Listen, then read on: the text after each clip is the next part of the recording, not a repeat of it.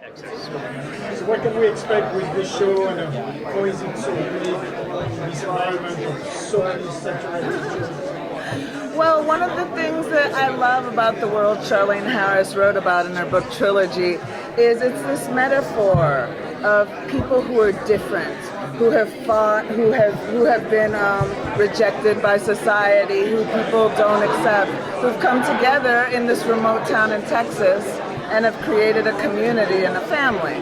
So I think it has all the fun and supernatural crazy that we can expect from a world of Charlaine Harris, but it also has this like kind of gentle heart to it and a lovely metaphor of diversity and difference making us better when we work together as opposed to like having us apart. So I think it's a really fun show with a really gentle heart. So that's how I describe it.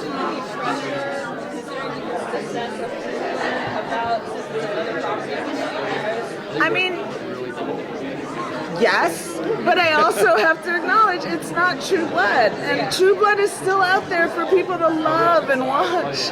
But this is a different world, and it's supernatural, and it has the same DNA because it's from the brilliant mind of Charlaine, but it also has different themes, different characters, and different kind of storytelling. So I feel like if people are open to a new experience of the supernatural, I mean, I'm a fangirl myself, so I would, I love this world, I love these characters, and I love the show. So I also think, on the surface, it's a really fun supernatural thrill ride. We kind of equate it to a roller coaster, and I don't know if you've seen many episodes, but every episode, introduces some new wild journey that our characters go on in Midnight, and kind of digs deeper in each episode into each character an episode at a time.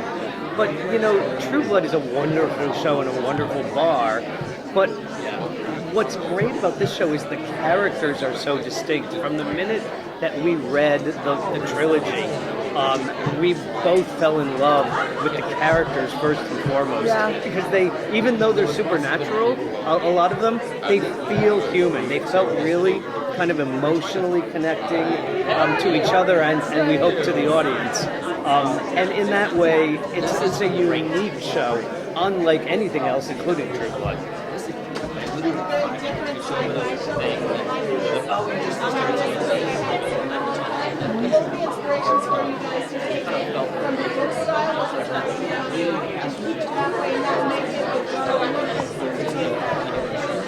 Well, what I love about the world of Midnight is these characters have suffered and then they found a home. So when we find them, they're in their home. They've created relationships, loves, friendships, a community. And so they find humor in their life. They love each other, they have sex, they make jokes, they crack wise. They've all lived through such hard times that like sometimes there's a sense of humor. Like Manfred has seen ghosts. He can make fun of ghosts because they're in his world. I mean, it's not like if I were to see a ghost, there'd be nothing funny about that. But when he sees ghosts every day, there's a humor and a casualness that I wanted to capture because for me that was what was special about this world. It wasn't like, oh no, there's a vampire. It's like, of course there's a vampire. Of course there's a were-tiger. Of course there's a psychic, because that's Midnight. And it's sort of a magical world that I love.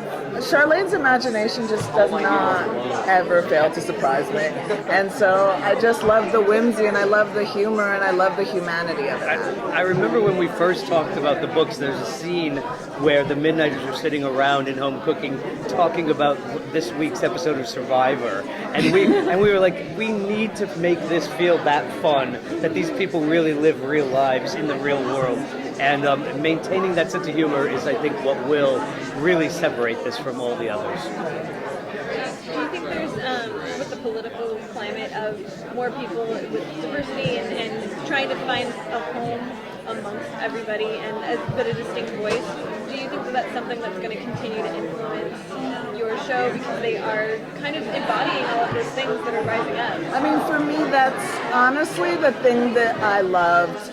Like, beyond all the fun genre stuff, There was a moment in the third book where Fiji stood at the end of Witchlight Road and looked around and said, "Oh my God, there's one of everyone here. We all love each other. We all watch out for one another. We all respect one another, despite the fact that we're so different.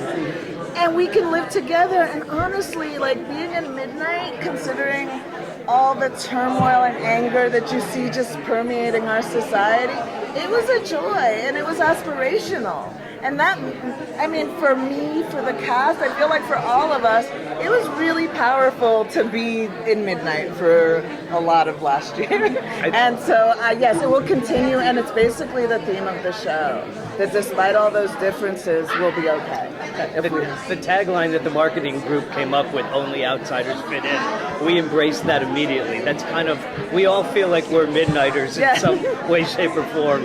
And so we kind of, we grew to love this town as we shot the series. Very cool. Thank you.